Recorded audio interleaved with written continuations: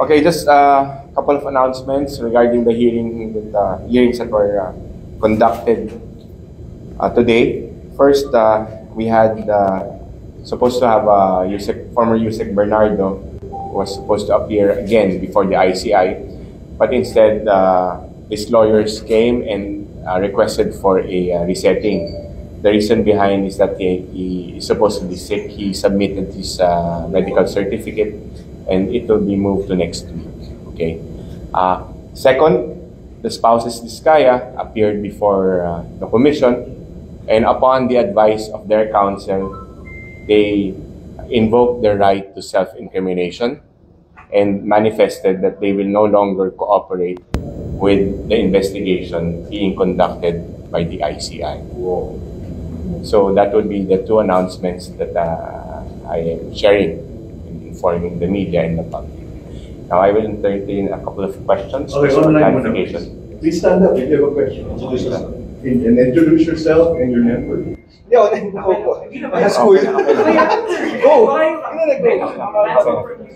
Sir, just a follow-up dun sa they will not cooperate on the investigation. Okay. What is ICI's take on this? At ano po yung sinabi nila bakit? Yun nga, parang. Well, basically they explained that they were thinking that when they cooperate before the ICI, they will be getting a favorable recommendation from the commission as state witness. And they also cited a supposed interview by Ms. Karen Davila with Commissioner Babe Simpson, wherein the issue of the commission recommending a state witness was discussed. So as far as they're concerned, I believe that they said that there was a statement by Commissioner Simpson regarding his own personal take sa kanyang opinion na as of now, he sees no witness or no person who may be recommended by the commission as state witness. However, I believe, and I saw the interview, that he qualified that as his own and not by the commission. So because of that, they are now saying that they will no longer appear before the commission and cooperate. Okay, next. I think we're talking about elements again. Yeah. So, print, anybody from print? Okay, radio? TV? Go. How does the ICI see this non-cooperation from the Diskaya couple? Will see, kailangan pa rin ba natin sila? And pag kailangan natin sila, napasabina? Paano ba yun? Well, unang-una, I believe that we are still continuing with our investigation. Tuloy-tuloy pa rin. Kung ano man ang mga nasabi nila at kung ano man ang mga nasabi ng mga ibang testigo will be sufficient enough, no, for us to continue our investigation, build our cases, and file the necessary recommendations sa Ombudsman. Meron naman tayong magiging sources of information or evidence for us to build our case. So we don't need them anymore? Right now, I think we have, as far as they're concerned, anyway, they were able to appear before the commission, and that would stand. And we will take those into consideration still. So prior to this, we're curious, ba't pabalik-balik yung dalawa? Because they were saying that they needed some, they wanted to present other additional documents or evidence that might help the commission. Sir, last na lang my part on this Yes. subject. So ibig sabihin, sir, yun namang pag-investigate nyo, kasama yun sa mandate to recommend state witnesses, di ba? Yes, that's part of EO 94. Pero yun bang premise ni Attorney Samaniego na we thought pwede kaming maka-advantage dito sa ICI, maybe considered as state witness. Is that a misappreciation of the premise of the investigation? Or? Well, kung ano man yung kanilang reason for appearing before the commission, I will leave that to them. But as far as the evidence, their testimonies, and affidavits which they have already submitted to the commission, we will consider those. So we will consider. In what sense? That will be part of our investigation. Now, kung ang ano man ang rason nila, kung bakit sila nagko-cooperate, sila yung mayroong rason noon. But as far as we're concerned, tinatanggap pa rin namin ang kanilang mga information, documents, or evidence that they have provided to us. Yes. Here, go ahead, Hardy. Hi sir, Hardy Balbana from PTV. Yeah, Hardy. Sir, kay Yusek Bernardo, may we know kung ano yung medical condition na naka-indicate dun sa medical certificate? Ang nakasulat yata parang flu or influenza, parang ganun. But hindi coming back, coming next week. Okay. And then sir, dun sa new set of names dun sa panibagong ILBO request, no?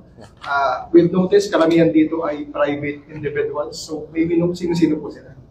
Oh, I think it was in the, hold on, it was on the announcement that we made. But can I just refer it just to be sure? We have the list pa, John? Para lang sigurado tayo. And I don't miss the names. Coming. Here you go. All right. So, okay. On October 13, 2025, the ICI sent a request to the Department of Justice for the issuance of an ILBO against the following individuals. Former Congressperson Mary Mitzi Mitch Kahayon Uy. Number 2, Arturo Art Atayde. 3, Alvin Tan. 4, Bong Marasigan.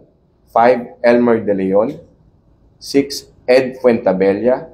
7, Johnny Santos. 8, John Mary, I don't know how to pronounce this, but Bayani, Parago. Alvin Mariano, number 9. 10, Ryan Uy. 11, Daryl Resio. 12, Nestor Venturina. 13, Benji Tokol. Ito na-mention natin sa first, no? Number 14, Romeo Boggs Magalong Jr. This was inadvertently included, no? But this was already part of the initial list. Same as District Engineer Ramon de Venadera, and 16, District Engineer Johnny Protesta Jr. So yung tatlong yun na nabanggit lang ulit, no? But ito ulit bago to, 17, District Engineer Aristotel Ramos. 18, District Engineer Michael P. Rosaria. And 19, Engineer Angelita Garucha. So those are the names included in our request for issuance of an ILBO. So sir, most of them are contractors. Tama ba? Not necessarily, no? I cannot divulge right now kung ano na, but they definitely might have information with regard to the ongoing investigation being conducted by the ICI. Okay. Sir, TJ Mendoza from Net25. Sir, ano pong mangyayari dun sa nangyari kay Karen Davila? Hindi po ba maapektuhan ba nun yung mga public interviews na ng ating po mga investigators? Mag-appear po ba sila sa mga public interviews? In a way, I don't believe that that's going to be an issue. We will continue to inform the public, either through them or through me. But definitely, there's been I think a resolution already that as much as possible, any official announcements or information coming from the ICI will be coursed either through the spokesperson, which is me, or the chairman. And follow-up ko na lang po, yung move po natin kay Zaldico. Sinabi niyo po kahapon, sir, na pag-aaralan. Ano na po yung state ng pinag-aaralan po natin? Yes. That's a good question. In fact, immediately after I said that, I went to our legal team and I wanted to know what is the real reason behind how the subpoenas were sent. And upon research, they just had difficulty in serving that. So we will study this further. Either we file a petition before the regional trial court for a contempt proceedings, or probably reissue a subpoena to comply with the legal requirements, just to be sure. So does that mean hindi na-serve yung subpoena po kay Zaldico? Not, sir, but there was a difficulty in serving it in person because he was outside of the country. Pero sir, pag na-serve na po ba natin yun na hindi pa siya natutuloy na po ba yung papasite in contempt po natin? Siyempre, we have sufficient basis already. We just gusto lang namin basis covered lahat, no?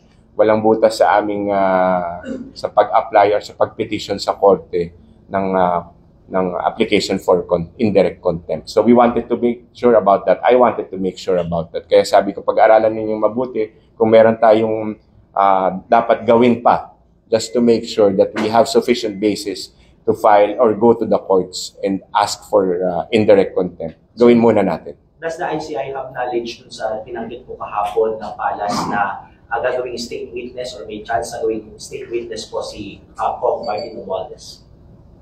Wala akong alam na ganong plano or ganong plano or intent by the DOJ because DOJ naman na magde-decide dyan. But definitely, I don't know or the ICI doesn't know about that. Pero sir, all throughout the course of your investigation or yung proceedings kahapon, may nirekomenda ba natin si Martin Romualdez as a state witness? Wala pa kaming, sabi ko nga sa isang, I was asked about that. Right now, wala pa ho sa in a way, within the horizon ng ICI. Kasi sa ngayon po, kailangan po namin muna tignan lahat ng mga facts, evidence, or even ng mga testimony ng mga tao. Dahil meron po tayong mga guidelines dyan, di ba? Sa WPP application. And one of those would be not the most guilty. Isa yung mga yun no? So, titingnan natin lahat ng mga elementong yan. And we want to make sure if and when there is a necessity na kailangan naming mag-recommend ng state witness, we have to be sure that we will be following those rules. So, sa ngayon, medyo kulang pa dahil kasimula pa lang ng investigation. So, we cannot conclude.